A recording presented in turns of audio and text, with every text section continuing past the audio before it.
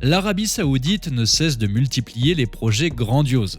Après The Line, l'incroyable ville intelligente ou encore Leija, un énorme complexe hôtelier, on découvre aujourd'hui Pangaeos. C'est une gigantesque ville flottante en forme de tortue que le pays pourrait accueillir. Coûtant plus de 8 milliards de dollars, elle allie luxe et technologie. Mais quel est l'objectif de Pangaeos? Qui est derrière cet incroyable projet? On t'explique tout ça dans cette vidéo. Il y a quelques mois, le monde découvrait ébahi le nouveau projet que l'Arabie Saoudite pourrait accueillir.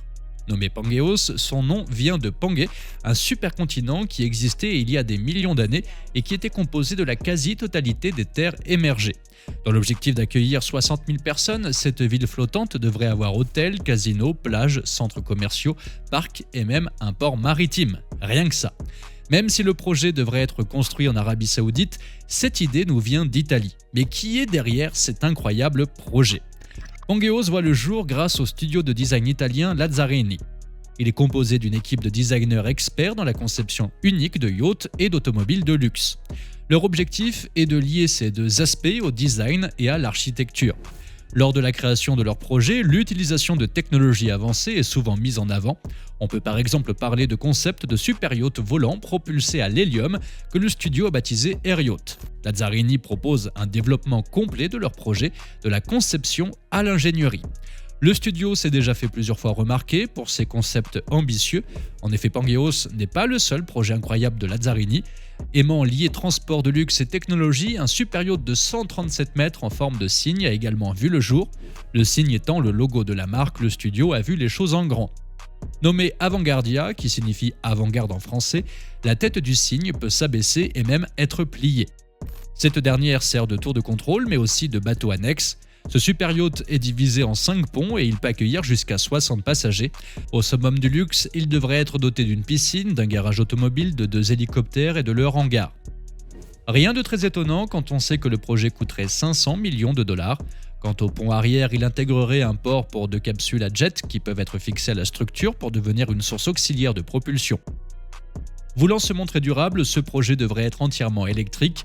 Ainsi, la propulsion se fait grâce à 2 moteurs latéraux électriques ainsi qu'à un moteur central MTU Rolls-Royce. Le yacht pourrait alors atteindre une vitesse de croisière maximale de 18 nœuds, soit un peu plus de 30 km/h. Un autre projet du studio Lazzarini qui a beaucoup fait parler de lui est l'Embryon. C'est un hyperboat équipé de technologie de pointe. De 24 mètres de long, il devrait être propulsé à l'hydrogène et atteindre une vitesse de 60 nœuds, soit plus de 111 km/h. Mais une autre configuration est également étudiée. Hybride, cette deuxième option devrait comporter du diesel et de l'hydrogène avec 2 moteurs MAN V12 de 2000 chevaux et un moteur électrique de 1260 chevaux. Elle permettrait à l'hyperboat d'atteindre les 65 nœuds, soit 120 km/h. Avec l'Embryon, le studio nous montre son amour pour le design, avec ce modèle fait d'une coque transparente, fabriquée en fibre de carbone sèche et avec une finition miroir. Une fois de plus, les technologies de pointe sont mises en avant. De plus, il devrait pouvoir accueillir jusqu'à 10 personnes. Il est composé de 4 cabines, une suite parentale, 2 cabines doubles et une suite VIP. Ce projet est au prix de 6 millions d'euros. Un autre projet incroyable du studio est le Saturnia, un super yacht futuriste doté d'un port privé. Long de 100 mètres, il est conçu en fibre de carbone. Son objectif, battre des records de vitesse en mer. En effet, sa conception lui permettrait de peser la moitié du poids des autres navires de cette taille. Ainsi, il serait plus rapide et atteindrait une vitesse de 30 nœuds, soit 56 km/h. Du côté de la propulsion, ce serait un moteur hybride mêlant moteur diesel et jet d'eau électronique. Il serait donc respectueux de l'environnement en ne produisant aucune émission de gaz à effet de serre. De plus, il serait doté d'un mini-port privé traversant le yacht en son centre par le biais d'une passerelle. Le bateau prévoit aussi des fenêtres coulissantes et des ouvertures latérales. Il y aurait également 2 extensions de 1,50 m chacune, se révélant être des terrasses au sol en verre munies d'un canapé ainsi que d'une piscine panoramique. Doté de 5 étages, il pourrait accueillir jusqu'à 10 passagers. Le studio prévoit de le réaliser en un peu moins de 3 ans pour un budget de 300 millions de dollars.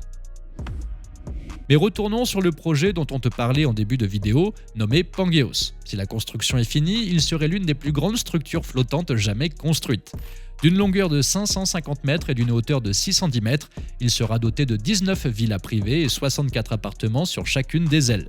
À titre de comparaison, aujourd'hui, le plus grand yacht jamais construit est le Hazam, qui mesure 180 mètres de long. Devant accueillir 60 000 personnes, il serait une véritable ville sur l'eau avec toutes les commodités et les infrastructures nécessaires pour soutenir une telle population. Selon le studio, les travaux devraient commencer en 2023 et devraient durer 8 ans. Surnommée la ville flottante de demain, le coût total serait de 8 milliards de dollars. Du côté de la propulsion, il sera équipé de 9 moteurs électriques à superconducteurs dits à haute température, chacun ayant une puissance de 16 800 chevaux. La vitesse pourrait alors atteindre 5 nœuds, soit 9 km/h. De plus, il compte exploiter la puissance des vagues en utilisant ses ailes pour générer de l'énergie renouvelable. Des panneaux solaires devraient également être ajoutés sur le toit du Pangéos, ce qui permettra d'alimenter toute la ville en électricité. Le studio voudrait que ce soit l'Arabie Saoudite qui accueille ce terrain yacht. Sur le site, on peut lire « Compte tenu d'une configuration de scénario et d'une logistique parfaite, nous avons imaginé que le chantier naval serait basé en Arabie Saoudite. » Et c'est plus précisément au port King Abdullah, à environ 130 km au nord de Jeddah, que le studio aimerait voir sa création être construite.